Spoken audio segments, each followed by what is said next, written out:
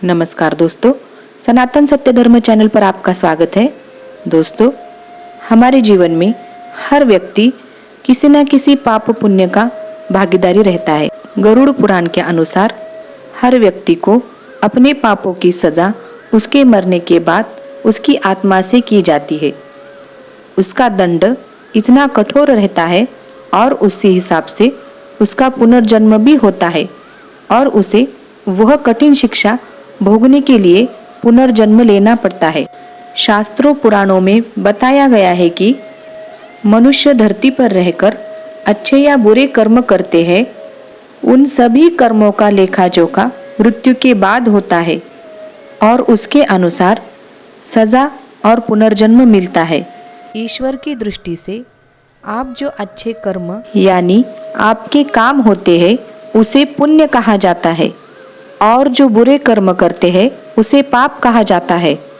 पुराणों में कई अच्छे और बुरे कर्मों के बारे में बताया गया है।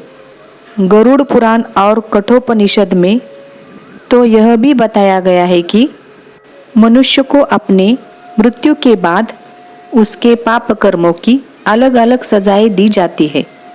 यम देवता के न्याय में किसी भी पाप से बचा नहीं जा सकता। गरुड़ पुराण में बताया गया है कि परस्त्री संबंध रखने से और करने वालों को लोहे की गर्म सलाखों से आलिंगन करवाया जाता है। जो पुरुष अपने गोत्र की स्त्री से संबंध बनाता है उसे नरक की यातना भोगकर लकड़बग्गा के रूप में जन्म लेना पड़ता है।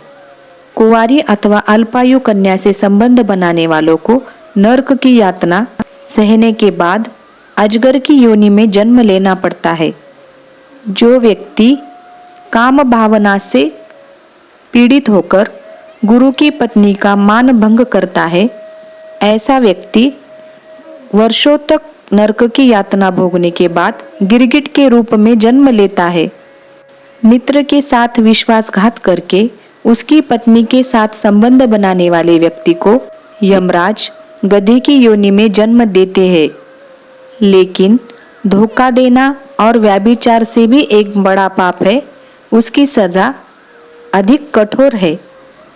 महाभारत के समय एक व्यक्ति ने ऐसा महापाप किया था, लेकिन आजकल तो सभी ये पाप करने लगे हैं। तो जानिए उस पाप की सजा क्या है और वह पाप कौन सा है। भगवान श्री कृष्ण की दृष्टि से सबसे बड़ा पाप है भ्रूण हत्या। महाभारत युद्ध समाप्त होने के बाद द्रोणाचार्य के पुत्र अश्वत्थामा ने उत्तरा के पेट में पल रहे बालक परीक्षित के पेट पर वार करके ब्रह्मास्त्र से वार करके उसकी हत्या कर दी। अजन्मे बालक की हत्या कर दी और भगवान श्री कृष्ण ने उसे उसी समय उसकी सजा भी उसे सुना दी। श्री कृष्ण ने अश्वत्थामा के सर पर लगा रत्नमणि छीन लिया जो चिंतामणि था और उसे श्राप दिया कि तुमने जन्म तो देख लिया लेकिन मृत्यु नहीं देख पाओगे और जब तक धरती रहेगी तब तक तुम उसका बोझ सर पर लेकर घूमोगे। भ्रूण की हत्या करने वाले के लिए सबसे कठोर सजा निर्धारित है। ऐसे व्यक्ति को कई युगों तक सजा भुगतनी पड़ती है और नरक की यातना से मुक्ति जल्दी नहीं मिलती। जीव की हत्या करना सबसे बड़ा महापाप है और हरे पेड़ों को काटना ये भी बहुत बड़ा पाप है।